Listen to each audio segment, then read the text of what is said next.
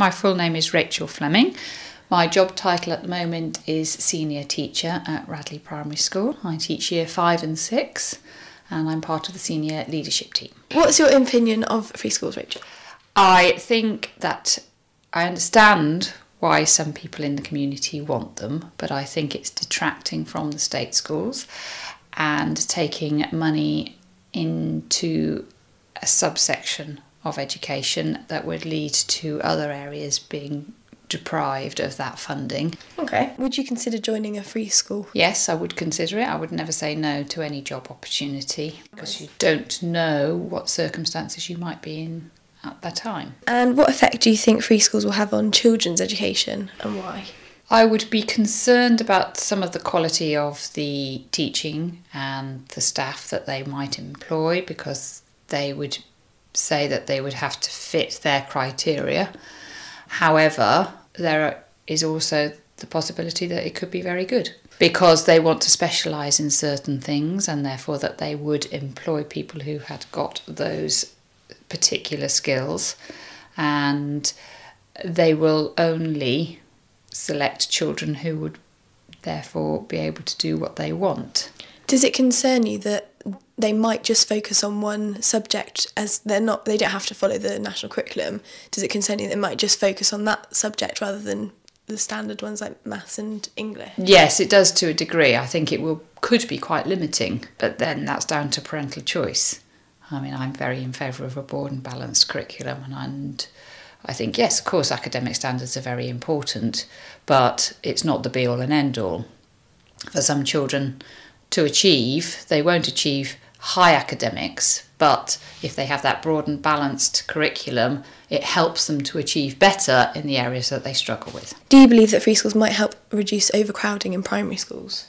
Well, there is overcrowding, but due to the birth rate, however, there are certain schools who have, because they are not achieving very well at the moment, they have low uptake of their numbers. However, I don't think free schools will help that. Okay. Do you believe that free schools might be socially divisive? Yes, definitely. And why? Because it'll be upwardly mobile parents, the middle classes, who can make those choices, who can transport their children, who will be selected to go there. And it won't be the areas of our society who require that level of education. They won't get access to it. Latin's taught at West London Free School. What do you say to this? I don't think Latin should be compulsory. I don't think anything apart from English and maths should be compulsory. But, well, possibly PE as well, because I think health is very important. But, I think it's definitely something that our language is based on. Would you consider setting up a free school? Yeah, I would never say no. Would you consider sending your children to a free school if that was an option? Yes, yeah. If I thought that they weren't receiving the kind of quality of education that I think they should, then yes, I always have to keep every option open. Okay, brilliant. And where do you see education in 10 years' time? I would hope it would continue to improve, because I think in lots of respects it is. Under the current government, though, I don't think it is going to, because I think you're turning into this two-tier education system. I would hope that the people that are showing how to do it well, how to create outstanding schools that have got broad balanced curriculum but still produce good academic achievement, that skill and experience is shared more. And do you consider free schools such as West London Free School to be elitist? In society, then yes, I think probably. Because the parents who are upwardly mobile are the parents who will be able to choose and access that school, and not those portions of the community or society that actually these schools should be there to serve. So do you not think that they are serving the community that the government said that they would? Because they say that they're supposed to be serving a poorer community, don't they? No, because they're selective in who they take, so they can say, no, we don't want those children. What do you enjoy most about your job? Working with children and seeing children move forward and achieve. How do you think the role of Chair of Governors, because you're Chair of Governors, Thomas Reid, aren't you? How would you think it would differ in a free school? Well, I think the Board of Governors become the board of a company, and I don't see how they can do it on a voluntary basis because you are so liable. So actually I would see that the Board of Governors would have to become a paid position but I don't know how that would work as well.